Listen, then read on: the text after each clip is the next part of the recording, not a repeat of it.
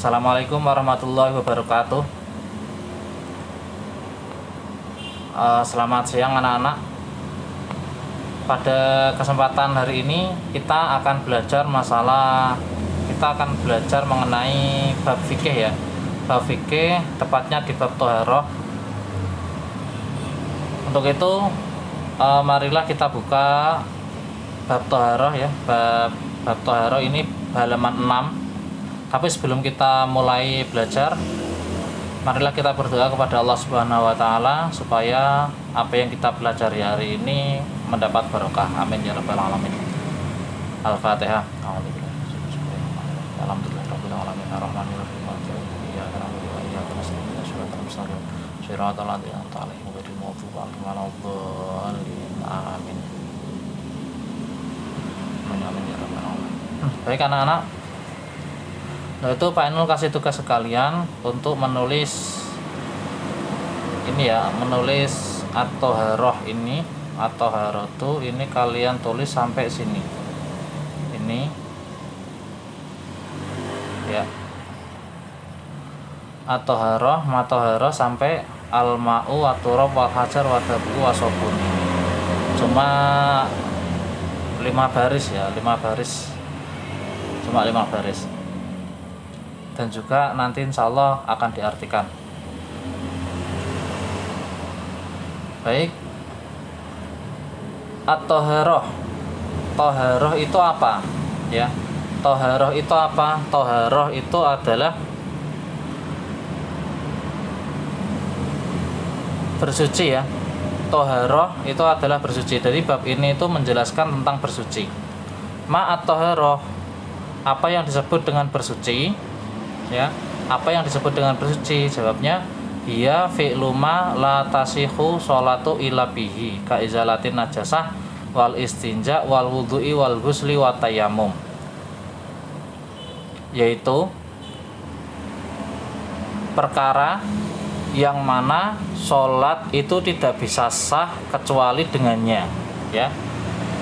Toharoh adalah perkara yang mana sholat itu tidak bisa sah kecuali dengannya. Maksudnya itu gimana Pak? Nah, contohnya seperti izalatun najasah, menghilangkan najis,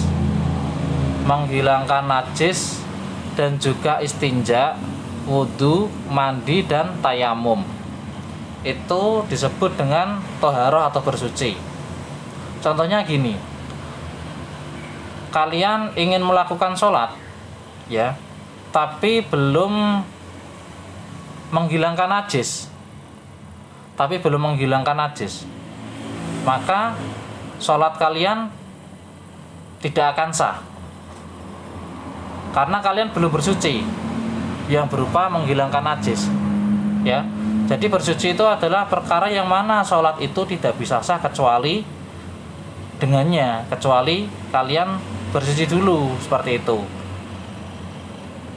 Atau wudu itu juga disebut dengan bersuci ya, wudu. Kalian kalau mau sholat itu harus wudu dulu, harus bersuci ya, karena toharoh adalah perkara yang mana sholat itu tidak bisa sah kecuali dengannya. Kalau kalian tidak wudu, maka sholat kalian juga tidak akan sah, seperti itu ya. Maka wudu masuk dalam bersuci. Di sini juga ada istinja. Istinja itu ya cebok ya, cebok. Kalau kalian habis kencing atau habis berak itu harus cebok. Kalau nggak cebok nanti kalau mau sholat ya nggak akan sah, seperti itu ya. Dan mandi di sini itu ini wajib untuk kalian yang sedang berhadas besar. Kalau yang laki-laki itu ya junub, kalau yang perempuan itu haid ya. Jadi beda nanti, laki-laki sama perempuan beda. Kalau laki-laki itu junub, kalau yang perempuan itu haid. Dan yang terakhir ada tayamum. Tayamum itu adalah kondisi ketika kita tidak ada air atau kita tidak diperbolehkan menggunakan air. Contoh seperti sakit parah ya, sakit cacar itu, seperti sakit cacar itu kondisi yang mana kita tidak boleh menggunakan air sama sekali, maka kita harus tayamum, menggantikan dari wudhu. Ya, ini adalah contoh-contoh saja dari bersuci. Nah, sekarang ma wasail toharoh, kita kalau mau bersuci itu harus pakai apa saja, alat-alat atau perantara yang diperbolehkan ketika bersuci itu apa saja yang dibutuhkan, seperti itu kan. Atau kalau kita mau bersuci itu pakai apa gitu, maksudnya gitu. Al-ma'u wat turab wal hajar wat dabahu. Mana tuh? Al-ma'u wat turab wal hajar wat dabahu. Alat atau perantara untuk bersuci itu adalah air. Ini air, terus debu, dan juga batu. Yang terakhir adalah dengan disamak. Dengan disamak ini maksudnya kita kayak menyamak kulit gitu, kulit hewan itu, kalau itu kan masih najis itu kan, terus kita nyamaknya di sini itu pakai sabun. Di sini ada tulisan keterangan pakainya pakai sabun. Pakai daun juga bisa, daun. Tapi yang sering kita gunakan itu adalah air. Ya, alternatif kalau nggak ada air, kita pakainya debu. Ini ketika kita mau tayamum. Alternatif nggak ada air, kita juga bisa pakai batu. Ini ketika kita istinja itu cebok. Kalau nggak ada air ya kita pakainya batu. Seperti itu ya.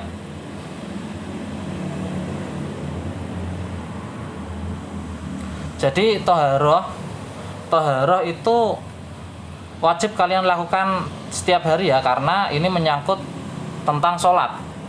Ini menyangkut tentang sholat.